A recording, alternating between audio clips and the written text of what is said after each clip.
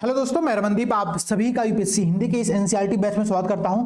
दोस्तों, NCERT batch की जो हमारी लास्ट क्लास हुई थी उस क्लास के अंतर्गत हमने समष्टि अर्थशास्त्र मैक्रो इकोनॉमिक्स के चैप्टर नंबर 2 को पढ़ना स्टार्ट किया था। ठीक है। अच्छा देखिए, जब से हमने समष्टि अर्थशास्त्र पढ़ना स्टार्ट किया है, हमने मैक्रो इकोनॉमिक्स पढ़ना स्टार्ट किया है, हमारी हर क्लास में कुछ ना कुछ नए टेक्निकल टर्म हमारे सामने आ रहे हैं, जिन टर्म्स को हम लगातार समझते जा रहे हैं। बात को बहुत ध्यान से समझिएगा आप लोग। ये टॉपिक समझना जरूरी इसलिए, जितने भी टेक्निकल टर्म मैं आप लोगों को डिफाइन कर रहा हूं उनको समझना इसलिए जरूरी है कि जब आप आगे की क्लास को करोगे, अभी क्या है, अभी तो हम लोग एनसीईआरटी पढ़ रहे हैं, हम लोग इकोनॉमिक्स को समझने के प्रोसेस में हैं। ठीक है। जब आप इकोनॉमिक्स समझ लोगे और उसके एप्लीकेशन पर जाओगे, एप्लीकेशन कब होगा भाई?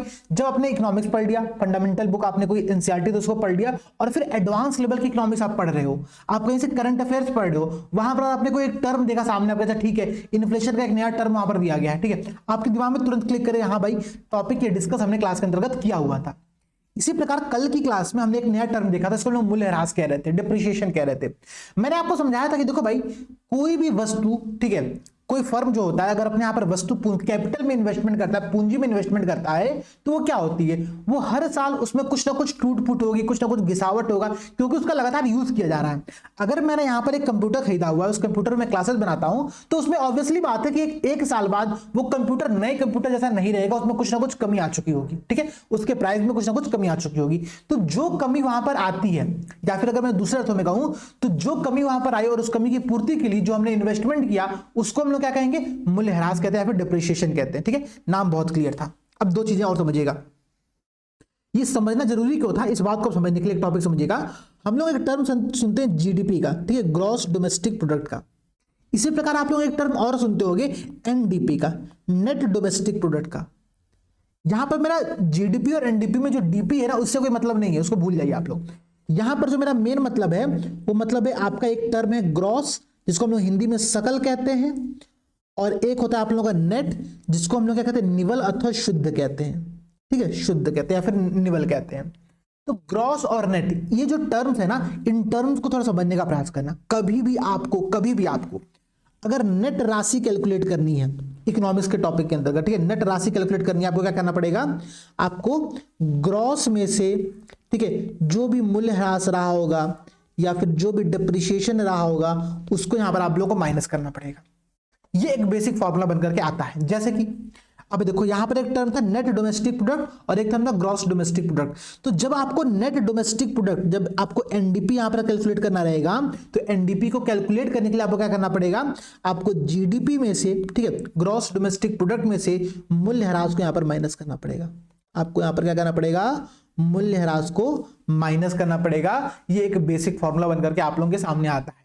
इस फॉर्मूले को बिल्कुल ध्यान से और बिल्कुल अच्छे से समझने का प्रयास करना है। ये फॉर्मूला आप लोगों को याद करना है। कभी भी नेट चीज कैलकुलेट करनी है तो ग्रॉस में से डिप्रिसिएशन या फिर मूल्यह्रास को आपको घटाना पड़ेगा। एक बेसिक फंडामेंटल रूल इकोनॉमिक्स के पूरे चैप्टर के अंतर्गत आपको याद करनी है। अब दो तीन बातें और समझिएगा।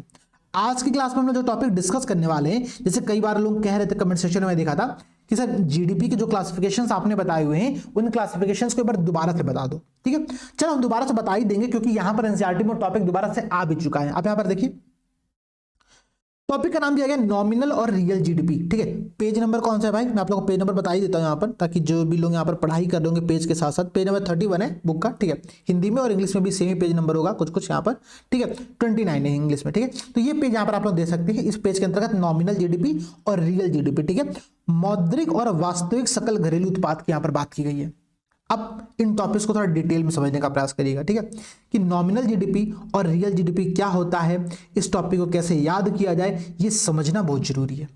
मैंने आप लोगों से एक बार एक्सप्लेन किया था प्रॉपर पॉइंट वाइज कि जीडीपी देखो जो होती है ना, जीडीपी को कैलकुलेट करने के लिए हम लोग क्या करते हैं? 3 मेथड का प्रयोग करते हैं। कल की क्लास में हमने डिस्कस किया था कि देश की नेशनल इनकम का आइडिया लगाने के लिए हम लोग 3 मेथड का प्रयोग करते हैं। प्रोडक्शन मेथड, उत्पाद विधि, आय विधि, इनकम मेथड, और व्यय विधि या फिर एक्सपेंडिचर मेथड। ये 3 मेथड वहां पर होते हैं, हमने डिस्कस किया हुआ है। यहां पर हम जीडीपी की बात करें, जो कि एक प्रोडक्शन मेथड का एक पार्ट होता है, उत्पाद विधि का एक पार्ट होता है। जीडीपी की गणना करने के लिए 3 तरीके के विधियों का मेथड का हम लोग प्रयोग कर सकते हैं। पहला जो मेथड होता है, ध्यान दीजिएगा आप लोग, और इन तीनों मेथड को डिफरेंस को आप लोगों को समझना बहुत जरूरी है। तीनों में डिफरेंस क्या होता है? जो पहला तरीका होता है उसको हम लोग कहते हैं GDP at a market price. ठीक है, GDP at a market price, note कर लेना कहीं पर आप लोग। ठीक है, इसको कहते हैं बाजारी दर पर जीडीपी या फिर सकल घरेलू उत्पाद, ठीक है। इसी जीडीपी को हम लोग कहते हैं GDP at a current price, ठीक है, GDP at a current price, वर्तमान मूल्य पर जीडीपी, ठीक है। या फिर अगर मैं आपको बताऊं तो इसी जीडीपी को हम लोग कहते हैं नॉमिनल जीडीपी, ठीक है, नॉमिनल जीडीपी। ये टर्म बहुत इंपॉर्टेंट है, एनसीईआरटी में इसी टर्म से इसने शुरुआत किया हुआ है, ठीक है। नॉमिनल जीडीपी क्या होती है, इसको भी हम लोग समझने का प्रयास करेंगे।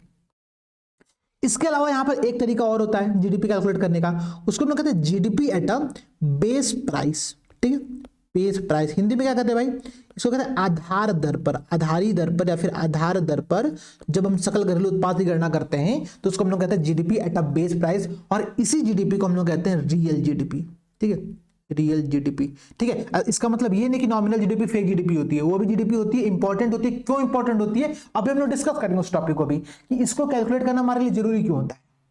बातें समझना, बातें बहुत क्लियर है। देखो एनसीईआरटी बैच में जो भी हम टॉपिक डिस्कस कर रहे हैं, मेरा प्रयास बस इतना रहता है कि आप लोगों को चीजें समझ में आए।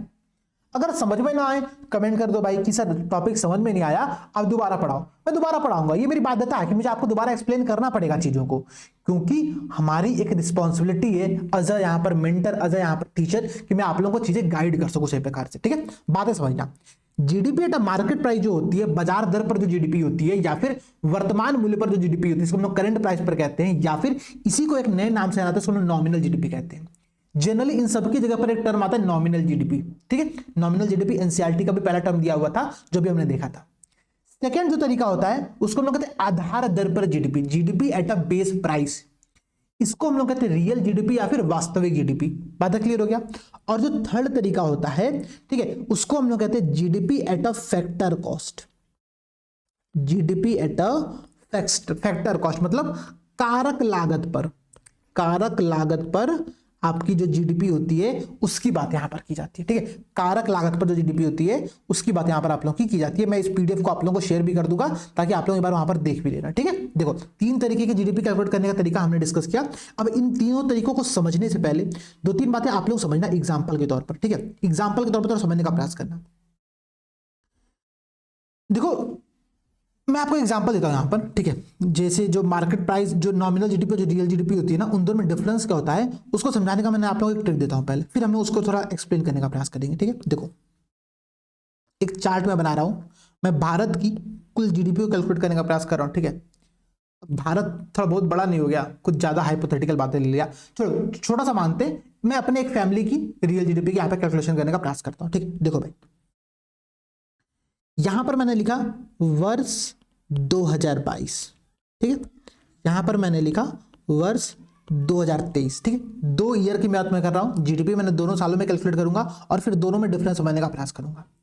यहां पर मैं कैलकुलेट कर रहा हूं कि नंबर ऑफ ब्रेड, ठीक है। अब रोटी तो काउंट नहीं कर सकते, कितनी रोटी खाया भाई, वो तो पेट है चला गया। ब्रेड खरीद करके आ रहा तो आइडिया लग सकता है कि हाँ कितना ब्रेड हमारे पास आया होगा, ठीक है। मैं ब्रेड की बात यहां पर कर रहा हूं कि नंबर ऑफ कितना ब्रेड मैंने खरीदा।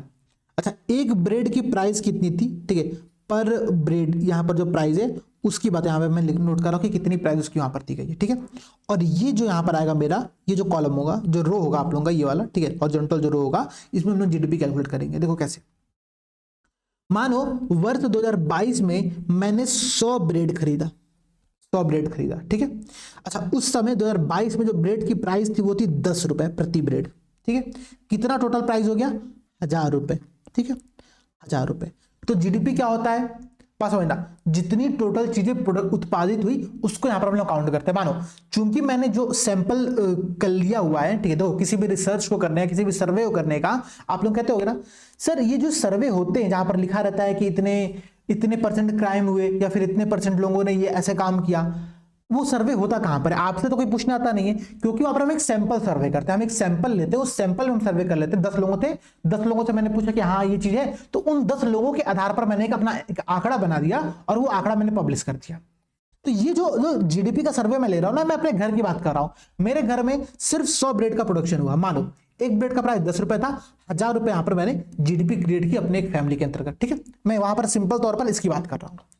अब 2023 में क्या हुआ, मैंने इसका थोड़ा सा जो प्रोडक्शन था, मतलब जो डिमांड थी उसको थोड़ा बढ़ा दिया, 110 ब्रेड यहां पर ले लिया, लेकिन सिर्फ नंबर ऑफ ब्रेड नहीं बढ़ा, यहां पर क्या बढ़ा, यहां पर उसकी प्राइस भी बढ़ गई। प्राइस मानो होगी 15 रुपए, ठीक है, 15 रुपए। अब बताओ टोटल जो है ठीक है। टोटल जो है मैंने कितना यहाँ पे प्रोडक्शन कर लिया, सी सेट आता है ना, मैथमेटिक्स आती है ना, मुझे एक बार कंफ्यूजन हो रहा है कि मुझे आती है कि नहीं आती, लेकिन ठीक है मुझे आती है। देखो भाई 1650 रुपए का यहाँ पर क्या हो गया आप लोगों का टोटल प्रोडक्शन हो गया, 1650 रुपए का यहाँ पर टोटल प्रोडक्शन आपका यहाँ पर हो गया। अब बात समझना, ये क्या है, ये आपने जीडीपी को कैलकुलेट करने का दो तरीका निकाला, ठीक है। अब बात समझना, मैं आपको समझाना क्या चाह रहा हूं, ये जो मैंने अभी जीडीपी कैलकुलेट की है, ये जीडीपी क्या है, GDP at a market price, ठीक है, GDP at a market price, बाजारी मूल्य पर जीडीपी मैं कैलकुलेट कर रहा हूं, बाजारी मूल्य पर, ठीक है, बाजारी मूल्य पर जीडीपी कैलकुलेट कर रहा हूं। इसी को हम लोग कहते हैं नॉमिनल जीडीपी या फिर मौद्रिक जीडीपी, ठीक है, इसी को हम लोग कहते हैं नॉमिनल जीडीपी या फिर मौद्रिक जीडीपी। आपको कुछ समझ में आया मैंने क्या किया, मैंने बस ये किया कि मार्केट में जो प्राइस था उस प्राइस के आधार पर मैंने टोटल जीडीपी को कैलकुलेट कर दिया। लेकिन यहां पर एक डिफरेंस हुआ, यहां पर एक समस्या उत्पन्न हुई। अब समस्या थोड़ा सोचो, आप समस्या क्या उत्पन्न हुआ भाई, समस्या उत्पन्न ये हुआ दोस्तों कि भाई हमने जो जीडीपी कैलकुलेट किया इसमें इन्फ्लेशन का इंपैक्ट भी आ गया। अब एक बात समझो, अगर मैं सिर्फ इस 10 रुपए के अकॉर्डिंग, सिर्फ ये जो 10 रुपए था इस 10 रुपए के अकॉर्डिंग वर्ष 2023 के टोटल जीडीपी को कैलकुलेट करो तो कितना आएगा, आप देखो 1100 रुपए यहां पर क्या होगा, मेरा टोटल प्रोडक्शन हुआ, ठीक है, मतलब टोटल प्रोडक्शन हुआ 1100 रुपए का। यहां पर सिर्फ 100 रुपए की डिमांड, 100 रुपए का अतिरिक्त प्रोडक्शन मैंने किया हुआ है, बाकी जो इंपैक्ट पड़ा इस पूरे प्राइस चेंज होने में वो तो इन्फ्लेशन का इंपैक्ट पड़ा ना, क्योंकि यहां पर प्राइस चेंज हो गया। तो नॉमिनल जीडीपी में समस्या ये होती है कि जीडीपी अगर बढ़ रही है 1000 से 1650 हुआ, आपको लगा कि यार 650 रुपए का जीडीपी हमने देश की बढ़ा दिया, 50% ज्यादा जीडीपी हमने देश की अपनी बढ़ा दी। नहीं भाई, यहां पर जो जीडीपी बढ़ी है वो उस प्राइस चेंज के कारण से बढ़ी जो कि इन्फ्लेशन का इंपैक्ट वहां पर पड़ा था। मतलब कि नॉमिनल जीडीपी पर, मौद्रिक जीडीपी पर आपका मुद्रास्फीति का प्रभाव पड़ जाता है, और इसी मुद्रास्फीति के प्रभाव को दूर करने के लिए जिस जीडीपी की हम लोग बात करते हैं उसको हम लोग कहते हैं रियल जीडीपी, क्योंकि नॉमिनल जीडीपी क्या था, इस पर इन्फ्लेशन का इंपैक्ट पड़ा हुआ था, ठीक है, मुद्रास्फीति का इंपैक्ट पड़ा हुआ था। इस इंपैक्ट को दूर करने के लिए मैंने कहा कि ठीक है भाई, मैं क्या करूंगा, मैं वर्ष 2022 को अपना आधार ईयर मानूंगा, ठीक है, ध्यान समझना, मैं वर्ष 2022 को अपना यहां पर बेस ईयर मानूंगा और मैं इसके अकॉर्डिंग ही जीडीपी कैलकुलेट करूंगा। तो जब मैं बेस ईयर के अकॉर्डिंग जीडीपी कैलकुलेट कर रहा हूं तो मेरी जीडीपी केवल 1100 रुपए आ रही है। तो ये है वास्तविक जीडीपी, ये है रियल जीडीपी, ये जीडीपी का सही आकलन दे रहा है, ठीक है भाई, 10% जीडीपी एक देश की बढ़ी है, ठीक है, यहां पर इन्फ्लेशन का इंपैक्ट काउंट नहीं किया गया है। इसी बात को समझने के लिए दो तरीके के जीडीपी बनाया गया, एक बनाया नॉमिनल जीडीपी, एक बनाया गया रियल जीडीपी, ठीक है। तो नॉमिनल और रियल जीडीपी का जो बेसिक डिफरेंस होता है ना, बेसिक डिफरेंस यही होता है, ठीक है, बेसिक डिफरेंस क्या होता है, वो यही होता है। अब आप सोचोगे सर ये तो ठीक है आपने बता दिया, इन दोनों का मतलब क्या, इन दोनों का यूज क्या, अगर हमको रियल जीडीपी ही कैलकुलेट करना है तो हम क्यों ना सिर्फ और सिर्फ रियल जीडीपी को कैलकुलेट करके आगे बढ़ जाए। देखो समझना, हम नॉमिनल जीडीपी कैलकुलेट इसलिए करते हैं कि एक टर्म आता है इसको हम लोग कहते हैं जीडीपी डिफ्लेटर, यहाँ पर आप लोगों को लिख भी दे रहा हूं, जिसको हम लोग कहते हैं जीडीपी डिफ्लेटर। मैं अगर मुझे मिल भी जाए तो मैं कहीं बता भी दूंगा आप लोगों को, ठीक है। देखो जीडीपी डिफ्लेटर का आता है, इसको हिंदी में कहते हैं सकल घरेलू उत्पाद, मतलब जीडीपी अविस्फीति कारक, मैं यहां पर लिख दे रहा हूं, ध्यान देना भाई, अविस्फीति कारक एक ये टर्म होता है।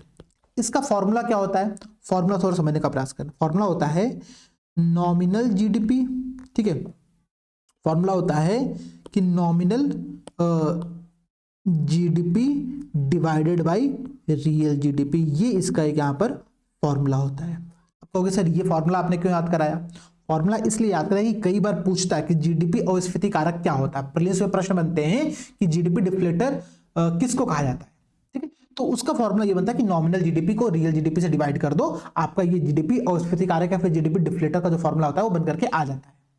यहां पर कैलकुलेट करने का थोड़ा प्रयास करते हैं। इस पूरे सिनेरियो में जो मेरा नॉमिनल जीडीपी था, ठीक है, जो मेरा मौद्रिक जीडीपी था वो कितना था, 1650 रुपए। 2023 की बात कर रहा हूं मैं, ध्यान रखना, मैं वर्ष 2023 की बात कर रहा हूं। वर्ष 2023 में जो मैंने nominal GDP, GDP at a market price, GDP at अ बाजार दर पर जो मैंने कैलकुलेट किया उसकी वैल्यू थी 1650 रुपए। मैंने वर्ष 2023 में, ध्यान रखना, यहाँ पर मैं लिख दे रहा हूं भाई, आप लोग कंफ्यूजन मत करना, वर्ष 2023 में ही जब मैंने रियल जीडीपी कैलकुलेट किया, जब मैंने GDP at a base price calculate किया, जब मैंने जीडीपी एट आधार दर कैलकुलेट किया, तब प्राइस कितना आया, 1100 रुपए निकल करके आया। 1100 रुपये निकल के आया। तो यहां पर जब मैं इस फॉर्मूले में इस वैल्यू को पुट करूंगा तो भाई देखो 1650 बट्टा 1100, ये मेरा यहां पर एक फॉर्मूला बन करके आएगा। इसको डिवाइड करो भाई, ठीक है, 0 से 0 कट गया, अब 5 से काटो, 5 तिया 15, 5 तिया 15, 5 दूनी 10, 5 दूनी 33 बट्टा 22, इसको भी काट लो, 11 से 11 तिया 33, 11 दूनी 22, 3 बट्टा 2, और इसको आप देखो तो 1.5 आ रहा है, 1.5 आ रहा है। अब कहोगे सर ये 1.5 क्या है? दरअसल ये जो 1.5 निकल करके आया है ना, ये एक ऐसा इंडिकेटर होता है, ये बताता है कि जो प्राइस है, जो कीमत है, वो कितना गुना बढ़ी है। ठीक है, कीमत कितना गुना बढ़ी है, कितना गुना बढ़ी है। ठीक है, ये फॉर्मूला यहां पर निकल के बताता है। जैसे कि इस केस में क्या था, इस केस में था 10 और इससे बढ़कर कितना हो गया 15। तो 10 में अगर आप देखोगे, 10 में आप 1.5 जो कि जीडीपी डिफ्लेटर है हमारा, उससे मैंने मल्टीप्लाई किया तो कितना निकल कर गया 15। तो जो जीडीपी डिफ्लेटर होता है वो ये बताता है कि मार्केट में, समाज में कितना इन्फ्लेशन बढ़ा है, कितनी जो कीमत थी उस कीमत में कितना वृद्धि हुई है, उसका एक इंडिकेटर यहां पर होता है। इसीलिए हम लोग नॉमिनल जीडीपी को और रियल जीडीपी को दोनों को कैलकुलेट करते हैं। बात क्लियर हुआ? कुछ समझ में आया? ध्यान देना, मैंने सेम टॉपिक अपने प्री टाइम के प्रीलिम्स के क्रैश कोर्स में पढ़ाया हुआ है, वहां पर मैं इतना डिटेल में नहीं पढ़ाता हूं क्योंकि वहां पर इतनी आवश्यकता नहीं ना है। वहां पर जो स्टूडेंट हैं उन्होंने ऑलरेडी एनसीईआरटी बैच पढ़ा हुआ है, उन्होंने ऑलरेडी एनसीईआरटी किया हुआ है, उन्होंने ऑलरेडी कई सारे फंडामेंटल बुक्स पढ़े हुए हैं। ठीक है, तो उनको मैं इतना बेसिक से वर्क नहीं एक्सप्लेन कर सकता हूं। ये बेसिक से एक्सप्लेन करने का काम मेरा कहां पर है, वो मेरा एनसीईआरटी बैच में काम है। तो एनसीईआरटी बैच और उस बैच में डिफरेंस जो है, वो डिफरेंस ये दिखता है कि पहले एनसीईआरटी आप पढ़ लो, पहले आपका बेस स्ट्रांग रहेगा। जब बेस स्ट्रांग रहेगा तब जो बाकी पुश करने वाला काम है वो मैं आप लोगों को कर दूंगा। ठीक है, कॉस्ट पुश इन्फ्लेशन आपने देखा था ना, वैसे ही पुश वर्क करने वाला काम यहां पर मैं करूंगा आप लोगों को। ठीक है, लेकिन उसके लिए आपका बेस तैयार होना चाहिए। ठीक है, अभी मैं आप लोगों का बेस यहां पर क्लियर कर रहा हूं कि देखो भाई जीडीपी डिफ्लेटर क्या होता है। ठीक है, आप नॉमिनल जीडीपी क्या होती है, रियल जीडीपी क्या होती है, इनके टर्म्स को थोड़ा समझ लो। तो जीडीपी के टर्म को समझना इसलिए यहां पर ऐसे इंपॉर्टेंट था और इसीलिए मैंने इतना डिटेल में आप लोगों के सारे टॉपिक एक्सप्लेन किए। अब एक बात और समझो, आप कहोगे सर आपने 2 जीडीपी की तो बात कर दिया, आप तब से 2 जीडीपी की बात करो, मार्केट जीडीपी, मार्केट प्राइस पर और बेस प्राइस पर। ये फैक्टर कॉस्ट वाला जीडीपी क्या होता है, कारक लागत पर जो जीडीपी होती है ये क्या होती है? देखो बात समझना, जब हम नॉमिनल जीडीपी कैलकुलेट करते हैं ना, जीडीपी का मार्केट प्राइस कैलकुलेट करते हैं, तो वहां पर इन्फ्लेशन के इंपैक्ट के साथ एक चीज और शामिल होती है। सोचो क्या, जल्दी से सोच बताओ कि वहां पर और कौन सी ऐसी चीज होती है जो कि शामिल होती है। दरअसल वहां पर ना, ठीक है, जो इनडायरेक्ट टैक्सेस लग रहे होते हैं हर वस्तु के ऊपर। ठीक है, आप मार्केट गए, आपने मार्केट से एक ये क्या एडॉप्टर था, आपने एडॉप्टर खरीद करके लेकर के आ पाए। ठीक है, इस एडॉप्टर को खरीदने में मानो 2000 रुपए का एडॉप्टर है। ठीक है, 2000 का है एडॉप्टर, बात क्लियर समझना। ठीक है, 2000 का मानो आप एडॉप्टर मार्केट से खरीद करके लेके आ रहे हो। इस 2000 के एडॉप्टर पर आपको इनडायरेक्ट टैक्स भी पे करना पड़ रहा है। ठीक है, वो उस वस्तु की प्राइस में शामिल हो गया। अब मानो समझना, गवर्नमेंट ने कल को क्या किया, गवर्नमेंट ने कहा कि मैं इस वस्तु के ऊपर 100% इनडायरेक्ट टैक्स बढ़ा रही हूं, 100% टैक्स और लगा रही हूं। उसने ऐसा कहा, मानो अब समझना, 100% जैसे ही उसने टैक्स लगाया, अगले साल क्या होगा कि नॉमिनल जीडीपी 100% बढ़ जाएगी, क्योंकि टैक्स वहां पर 100% बढ़ गया है। एक बेसिक मतलब आपको आइडिया देने का प्रयास कर रहा हूं। ठीक है, समझना, तो नॉमिनल जीडीपी बढ़ जाएगी। अब कहो कि सर देश की जीडीपी तो बहुत तेजी से भाग रही है, अभी हम क्या है भाई, जीडीपी का भागने का मतलब है कि जीडीपी भारत एक डेवलप कर रहा है, हम यही मान के चलते हैं ना। जैसे अभी हमने देखा कि भारत जो है 5वें नंबर की सबसे बड़ी अर्थव्यवस्था बन चुका है। भारत ने यूनाइटेड किंगडम को, ठीक है, जिसने हमको 200 वर्षों तक गुलाम बनाया था, हमने उसको पिछाड़ दिया और हम आगे निकल चुके हैं। अरे भाई समझो बात को, आप जहां पर आगे निकले हो, आप टोटल जीडीपी में आगे निकले हो, लेकिन वो रियल इंडिकेटर नहीं है। अभी हम बात करेंगे उसकी भी कि जो जीडीपी जो इंडिकेटर होता है, क्या वो वास्तविक साइन होता है देश के डेवलपमेंट का कि नहीं होता है। ठीक है, अभी जो बात समझना कि जब हम नॉमिनल जीडीपी कैलकुलेट करते हैं तो वहां पर इनडायरेक्ट टैक्स का इंपैक्ट शामिल होता है। अगर नॉमिनल जीडीपी बढ़ रही है तो संभव है कि वहां पर इनडायरेक्ट टैक्सेस को बढ़ा दिया गया। बात है क्लियर? एक बात और समझो, अब बात ये समझो कि जैसे मानो आपने मार्केट गया, ठीक है, आप मेरे पास अब यहाँ पर ऐसी कोई बुक नहीं है जिसको मैं आप लोगों को दिखा सकूं। ठीक है, मैं आपको एग्जांपल तो एक बुक दिखाई देता हूं। मानो यहाँ पर मेरे पास रखी हुई है श्री रामचरितमानस। ठीक है, अब ये बुक है, हमने गीता प्रेस से ये बुक खरीदा। गीता प्रेस गोरखपुर की यहाँ की एक संस्थान यहीं से शुरू हुई और यहाँ पर उसके बाद पूरे विश्व में फैल चुकी है। ठीक है, धार्मिक पुस्तकों के प्रकाशन को लेकर के। ये पुस्तक इतनी मोटी है, ठीक है। आप देखो कितनी इसकी मतलब इसकी क्वालिटी, एक एक पेज की क्वालिटी इतनी शानदार है कि आप कह नहीं सकते हो, ठीक है। इतनी शानदार क्वालिटी होती है, एकदम मोटा पेज होता है, ठीक है। जेल इतनी शानदार लगी रहती है, हर पेज पे पिक्चोरियल प्रेजेंटेशंस होते हैं, पेज की क्वालिटी अपने में सुपर होती है। उसके बावजूद इसकी टोटल प्राइस कितनी है? 300 रुपए। अब आप बात समझना, आप लोगों के साथ इतना कम में कैसे मिल सकता है मार्केट में? आप मार्केट में जाओ, छोटी सी एक बुक लेने के लिए आपको 200 रुपए की मिल जाएगी, 300 रुपए की मिल जाएगी, क्योंकि इस पर सब्सिडी कहीं ना कहीं पे कोई ना कोई एनजीओ, कोई ना कोई ट्रस्ट, कोई ना कोई गवर्नमेंट यहाँ पर दे रही होगी। गवर्नमेंट संभव है कि इसकी पब्लिकेशन, मुझे आइडिया नहीं एग्जैक्टली, लेकिन गवर्नमेंट संभव है कि इसके पब्लिकेशन पर जो पेजेस होते होंगे उन पेजेस पे कुछ सब्सिडी देती होगी। जैसे कि गवर्नमेंट क्या करती है, एनसीईआरटी की जो बुक होती है, ठीक है, आप जो एनसीईआरटी की बुक पढ़ते हो, उस एनसीईआरटी की बुक की प्राइस कितनी है? आप उसको खरीद करके लेके आ रहे हो कितने रुपए में? 30 रुपए में। वास्तव में उसकी प्राइस कितनी होगी पब्लिकेशन की? 50 रुपए, 60 रुपए, 70 रुपए से तो होगी ही नहीं, लेकिन आप 30 रुपए में उसको लेकर के आए हो। अब बात समझना क्यों? क्योंकि गवर्नमेंट ने वहां पर सब्सिडी दिया। आप एलपीजी सिलेंडर लेने जा रहे हो, एलपीजी सिलेंडर पे क्या करिए, गवर्नमेंट सब्सिडी दे रही है। अब आपने तो उसको 700 रुपए में लेकर के आया सिलेंडर को, उसका प्राइस था 900 रुपए। आप क्या सोच रहे हो कि 700 रुपए में लेकर के आया, तो जब आप जीडीपी कैलकुलेट करोगे आप 700 रुपए के अकॉर्डिंग वहां पर कैलकुलेट करोगे। समस्या यह है कि वो फिर वास्तविक जीडीपी नहीं रह गया, क्योंकि वहां पर सब्सिडी का इंपैक्ट शामिल हो चुका है। जीडीपी ओवरऑल जो जीडीपी थी उससे कम हो चुकी है। इन्हीं समस्याओं को दूर करने के लिए हमने इन्फ्लेशन के इंपैक्ट को कहां पर हटाया? रियल जीडीपी में। हम इनडायरेक्ट टैक्सेस के और सब्सिडी के इंपैक्ट को हटाने के लिए GDP at a factor cost की यहां पर बात करते हैं। GDP at a factor cost की बात करते हैं। मैं आप लोगों को यहां पर एक पॉइंट लिख दे रहा हूं, इस फॉर्मूले को भी आप लोग देख लेना, बहुत इंपॉर्टेंट फॉर्मूला है। अगर याद कर लिए अच्छी बात है, नहीं याद किए तो समझने का प्रयास करना, ठीक है। मैंने तीनों तरीके से, बहुत बेसिक तरीके से आपको समझाने का प्रयास किया कि तीनों तरीके से जीडीपी कैसे कैसे ग्रो करती है और क्या क्या होता है, कैसे कैसे हम कैलकुलेट करते हैं। अब देखो भाई, जीडीपी एट अ कारक लागत, ठीक है, या फिर जो फैक्टर कॉस्ट होता है उसकी यहां पर मैं बात कर रहा हूं। इसके फॉर्मूला के लिए देखो क्या होता है, आप पहले कैलकुलेट करो क्या? Nominal GDP. नॉमिनल जीडीपी क्या थी भाई? मार्केट प्राइस पर, बाजार दर पर जो आप जीडीपी कैलकुलेट कर रहे थे, जहां पर इन्फ्लेशन का, इनडायरेक्ट टैक्सेस का, सब्सिडी का इंपैक्ट शामिल था, उस जीडीपी को मैंने कैलकुलेट किया। और इस जीडीपी में से, ठीक है, मैं क्या कर रहा हूं, इनडायरेक्ट टैक्सेस के प्रभाव को घटा रहा हूं। अप्रत्यक्ष जो कर लगता है उसके प्रभाव को यहां पे घटा रहा हूं। क्यों? क्योंकि अगर इनडायरेक्ट टैक्स बढ़ रहा है तो जीडीपी बढ़ जाती है। इसी समस्या को तो दूर करना है, तो इनडायरेक्ट टैक्स को ही मैंने हटा दिया वहां से पूरी तरीके से, ठीक है। मैंने इनडायरेक्ट टैक्स को माइनस कर दिया। अब मैं यहाँ पे मैं क्या कर रहा हूं, सब्सिडी देने से क्या होता है, जीडीपी कम हो जाती है, तो मैंने सब्सिडी को यहाँ पर ऐड कर दिया, ठीक है। जितनी भी सहायता दी जाएगी, जितनी भी यहाँ पर सहायता गवर्नमेंट के द्वारा प्रोवाइड कराई जाएगी, उस सब्सिडी को यहाँ पर क्या कर रहा हूं, मैं ऐड कर दे रहा हूं। तो ये जो फॉर्मूला बनकर के आता है, इस फॉर्मूले को याद कर लेना।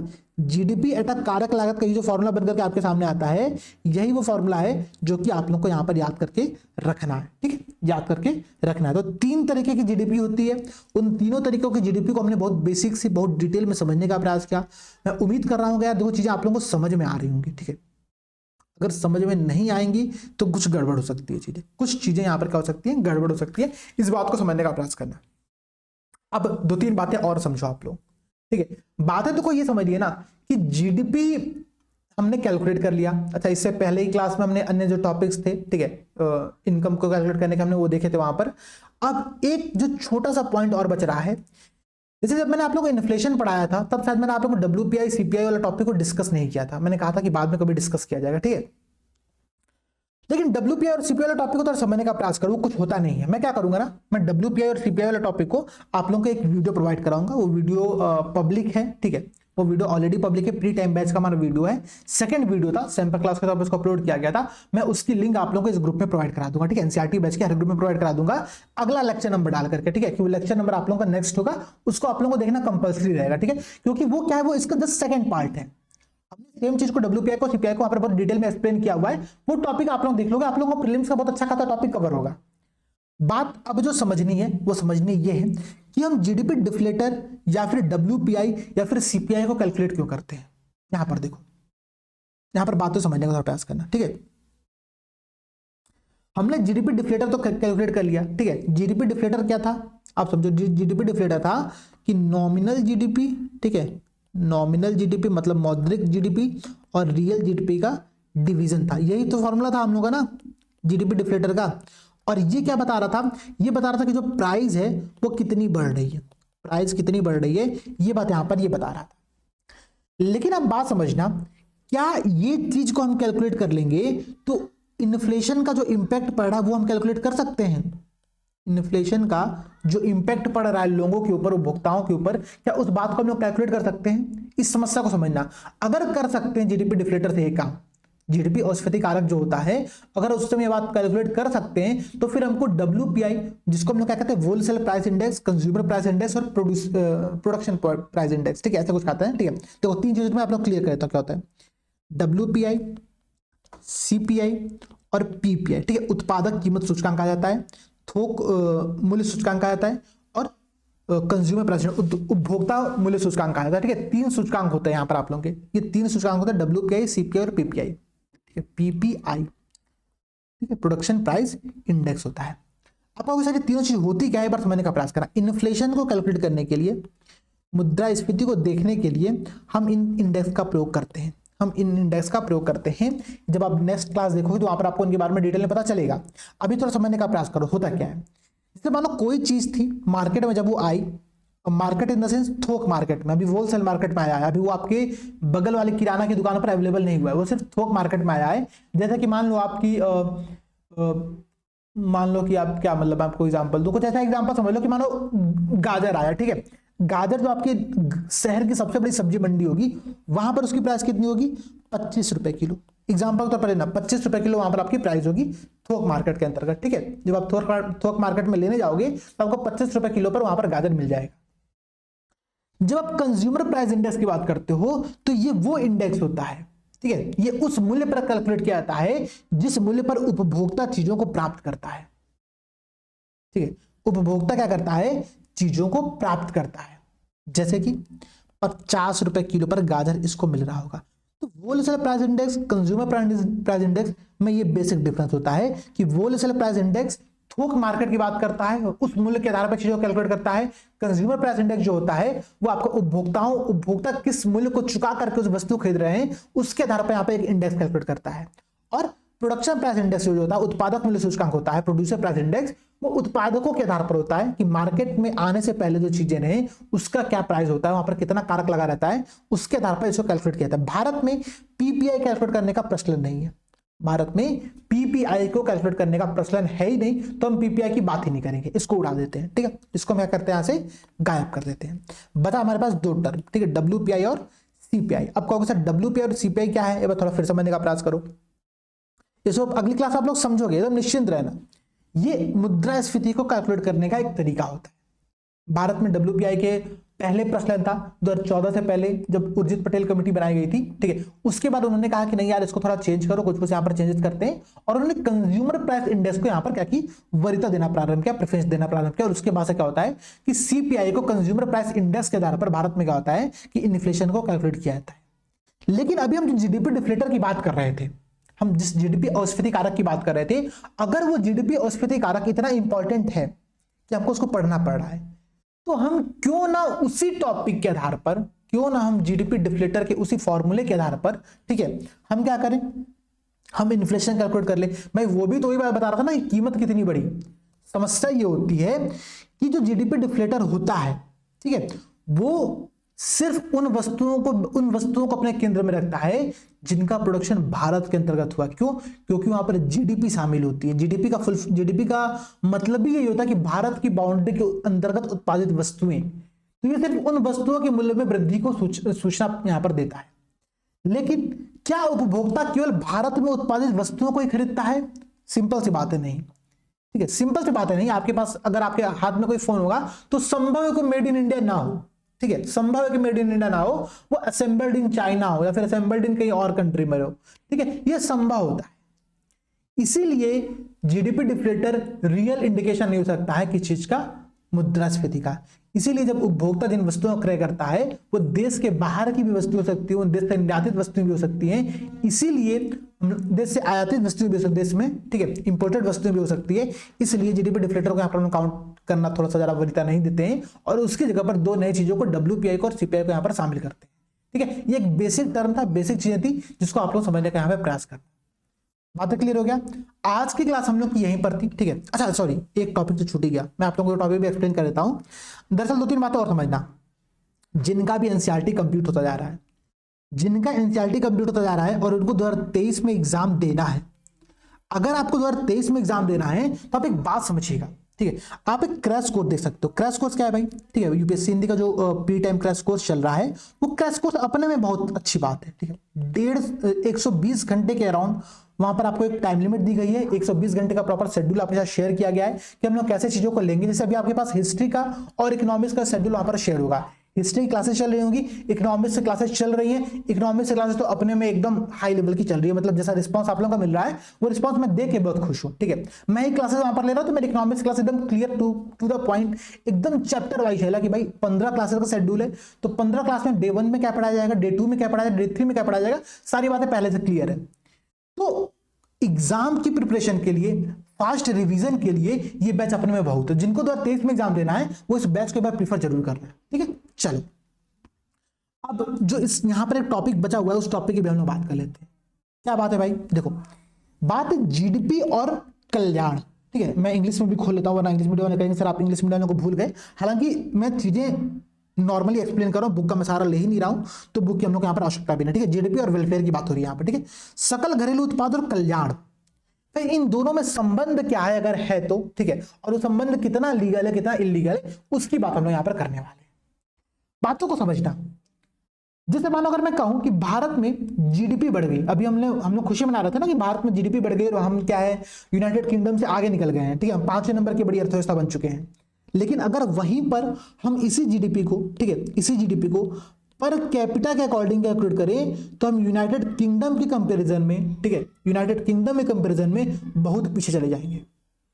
एक बहुत वास्तविक सच्चाई है जिसको कि हम लोग को एक्सेप्ट कर लेना चाहिए कि हमारी जनसंख्या बहुत बड़ी है भाई, उस जनसंख्या के लिए जो हमारा जीडीपी वो भी कम है, उसको हम लोग को और बढ़ाना पड़ेगा। एक लॉजिक। अच्छा, दूसरा लॉजिक, इसीलिए जीडीपी क्या होती है ना, वास्तविक सूचक नहीं होती है देश की वेलफेयर का, देश के कल्याण का। दूसरा क्या है भाई, मानो भारत है, ठीक है, मैं आपको यहाँ पर एक छोटा सा भारत का मैप बनाकर दिखाता हूँ जितना मुझे मैप बनाने आता है, ठीक है। उसके अकॉर्डिंग मानो ये भारत है आपका, ठीक है। थोड़ा तिरछा मुरछा हो गया है, एकदम निश्चिंत रहना। ऐसे ही भारत का मैप आप लोगों को बनाने सीखना पड़ेगा, ठीक है। 10 सेकंड में, 10 सेकंड से ज्यादा का समय लेना ही नहीं है भारत का मैप बनाने के लिए, ठीक है। इतने में आपको जो मैप बन जाए बस वो भारत दिखना चाहिए, वो श्रीलंका नहीं दिखना चाहिए, वो पाकिस्तान दिखना नहीं चाहिए, ठीक है। और ना ऐसा करो कि भावनावेश में आकर के आप चाइना को कब्जा कर लिया, आपने पाकिस्तान को कब्जा कर लिया, ये भी मत करना। एक लॉजिकल मैप बना देना कि भारत दिखे बस, ठीक है, कि भारत दिख रहा है वो। अब समझना, मानो जीडीपी की हम बात कर रहे हैं और जीडीपी हमने कैलकुलेट किया कि भारत का जो जीडीपी है मान लो वो $3 ट्रिलियन के राउंड में है। मान लिया हमने एक आइडिया ले लिया कि इतना भारत का जीडीपी है, लेकिन इस जीडीपी में से 90% जो जीडीपी है, मान लो कि 90% जीडीपी जो है वो आपका सिर्फ इन स्टेट्स में प्रोडक्शन होता है, सिर्फ इन स्टेट में प्रोडक्शन होता है, ठीक है। मैं आपको यहाँ पर दिखा दे रहा हूँ। आप कहोगे सर ये आंकड़ा कहाँ से आ रहा है? आंकड़ा नहीं है, एक एग्जाम्पल के तौर पर मैंने एक रैंडम डाटा आपके सामने दिया है, ठीक है। इन आंकड़ों में कौन, इन स्टेट में कौन कौन आ रहा है? मान लो आपका गुजरात आ गया, मान लो आपका महाराष्ट्र आ गया, आपका मान लो मध्य प्रदेश आ गया, मान लो यूपी का कुछ पोर्शन आ गया, बिहार आ गया और वेस्ट बंगाल आ गया, ठीक है। मान लो इतने स्टेट में ही, ठीक है, टोटल 90% जीडीपी का प्रोडक्शन हो जा रहा है। अब समझना, क्या ये देश के कल्याण का सूचक है? क्या ये देश के वेलफेयर का सूचक है? नहीं, क्योंकि ये रीजनल डिस्पैरिटी के बारे में बात नहीं करता है। जो क्षेत्रीय असंतुलन है, जो क्षेत्रीय डिसबैलेंस है, उसके बारे में कोई आइडिया नहीं देता है। इसीलिए हम लोग क्या करते हैं, जीडीपी का डिस्ट्रीब्यूशन किस प्रकार से है ये समझना बहुत जरूरी होता है। अगर आप ना समझोगे तो जीडीपी सिर्फ बढ़ने से वो कल्याण का सूचक नहीं हो सकता है। एक लॉजिकल पॉइंट यहां पर आप लोगों के सामने ये आता है, ठीक है। एक लॉजिकल पॉइंट आप लोगों के सामने ये आता है, इस बात को समझने का प्रयास करना। और देखो भाई क्या होता है, ठीक है।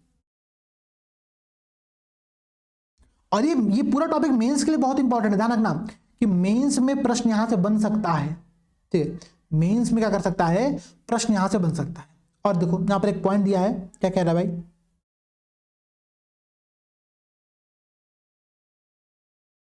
यदि हम देश के कल्याण में उन्नति समृद्ध लोगों के प्रतिशत से करें तो निश्चित रूप से सकल घरेलू उत्पाद एक अच्छा सूचकांक नहीं होता है, ठीक है। अब यहां पर आप एक और रिपोर्ट देख सकते हो। अगर मैं मेंस के पॉइंट ऑफ व्यू हिसाब से डिस्कस करूं, मेंस में एक प्रश्न बन सकता है, ठीक है। चलो प्रश्न बन क्या सकता है, मैं आप लोगों से प्रश्न पूछ ही दे रहा हूं आज, ठीक है। क्या भारत का, ठीक है, प्रश्न नोट करना, कहीं पर हिंदी मीडियम इंग्लिश मीडियम दोनों लोग प्रश्न नोट करना। क्या भारत का, ठीक है, भारत का $5 ट्रिलियन जीडीपी का स्वप्न, ठीक है, स्वप्न भारत के वास्तविक कल्याण, ठीक है, वास्तविक कल्याण का सूचक होगा, कल्याण का सूचक होगा, प्रश्न ये, ठीक है। Is the dream of a 5 trillion, मैं अपने से ट्रांसलेशन कर रहा हूं, ठीक है। Is the dream of the $5 trillion GDP of India is a real indicator of a welfare of the state या वेलफेयर ऑफ द नेशन। ये प्रश्न यहाँ पर आपसे पूछा गया है। इसको 150 शब्दों में आप लोगों को लिख करके सबमिट करना, ठीक है। सबमिट करना डिस्कशन ग्रुप पर, मुझे टैग कर देना, मैं वहां पे आप लोगों के प्रश्नों को देख लूंगा। अब थोड़ा प्रश्न के आंसर को 1-2 बार और समझने का प्रयास करो, 2 पॉइंट यहाँ पर और समझने का प्रयास करो। मेंस के पॉइंट ऑफ व्यू से यहाँ पर आपने ऑक्सफैम रिपोर्ट के बारे में पढ़ा कि ऑक्सफैम रिपोर्ट जो होती है वो देश में व्याप्त जो वर्ग अंतराल है, ठीक है, जो वर्ग अंतराल है उसके बारे में एक्सप्लेनेशन करता है। क्या कहता है भाई? कहता है कि देश में टॉप 10% लोगों में, ठीक है, 90% संसाधन का उपयोग करते हैं या फिर 75% संसाधन का उपयोग करते हैं। एक ऐसा आंकड़ा ऑक्सफैम रिपोर्ट यहां पर देता है। तो ऑक्सफैम रिपोर्ट के अनुसार भी बात क्लियर है कि जीडीपी के बढ़ने से क्या होता है, आपका कल्याण हो ही रहा हो, ये संभव नहीं, कल्याण हो सकता है, मैं विरोध नहीं कर रहा हूं, कल्याण हो सकता है। भाई किसी देश का जीडीपी ज्यादा है तो यहाँ पर संभव है, यहाँ पर वेलफेयर हो रहा हो, कल्याण हो रहा होगा, लेकिन ये कंपलसरी चीज है, ये बात यहां पर श्योरिटी के साथ मैं नहीं कह सकता, इसीलिए इस पॉइंट को यहां पर हम लोग काउंट करते हैं। दूसरी बात क्या भाई, जीडीपी जो होता है ना वो नॉन मॉनेटरी एक्सचेंज को काउंट थोड़ी करता है। आपके घर में आपकी जो माता जी जो वर्क करती हैं, जो गृहिणी जो आप लोगों के घर में माता जी हमारी वर्क करती है, हमारी जो माता जी होती है जो कार्य करती हैं, क्या उनके कार्यों के हम लोग मौद्रिक कैलकुलेशन करते हैं, मॉनेटरी कैलकुलेशन करते हैं कि ठीक है भाई उन्होंने आज पूरे दिन भर में 12 घंटे काम किया तो 12 घंटे के अकॉर्डिंग जो मिनिमम वेज भी है उसके अकॉर्डिंग इतना रुपए इनको मिलना चाहिए, ऐसा हम कैलकुलेट करते हैं? नहीं। जब वो चीज हम कैलकुलेट करते ही नहीं है तो हम भारत की क्या रियल जीडीपी को आकलन कर पा रहे हैं? नहीं कर पा रहे हैं। तो जीडीपी रियल इंडिकेशन तो यहां पर दे ही नहीं रहा है, पहली बात। और एक बात और, ठीक है, एक बात और क्या भाई कि भाई जितने इनफॉर्मल सेक्टर्स हैं, कोई कई सारे इनफॉर्मल सेक्टर्स ऐसे भी होते हैं जहां पर मनी का ट्रांसफर नहीं किया जाता है, जहां पर कुछ अन्य चीजें वहां पर की जाती है, ठीक है, वहां पर अभी भी वो बार्टर सिस्टम, वस्तु विनिमय प्रणाली का प्रयोग किया जाता है कई जगहों पर, ठीक है। तो उनकी चीजों को अपन कैलकुलेट नहीं कर पा रहे हैं। इन समस्याओं को देखते हुए हम जो जीडीपी कैलकुलेट करते हैं वहां पर बहुत सारी नॉन मॉनेटरी एक्सचेंजेस जो होते हैं वो शामिल नहीं होते हैं, ठीक है। इसके अलावा क्या एक्सटर्नलिटीज, देखो क्या होता है, ठीक है, एक्सटर्नलिटीज क्या होता है, बाह्यता जो कहा जाता है, बाह्य कारण कहा जाता है, वो क्या होता है समझना। मानो एक तेल शोधक कंपनी है, एक ऑयल प्यूरिफाइंग एजेंसी है, कंपनी है, ठीक है, वो क्या कर रही है, रिफाइनिंग एजेंसी जो है वो ऑयल का प्रोडक्शन कर रही है, ठीक है।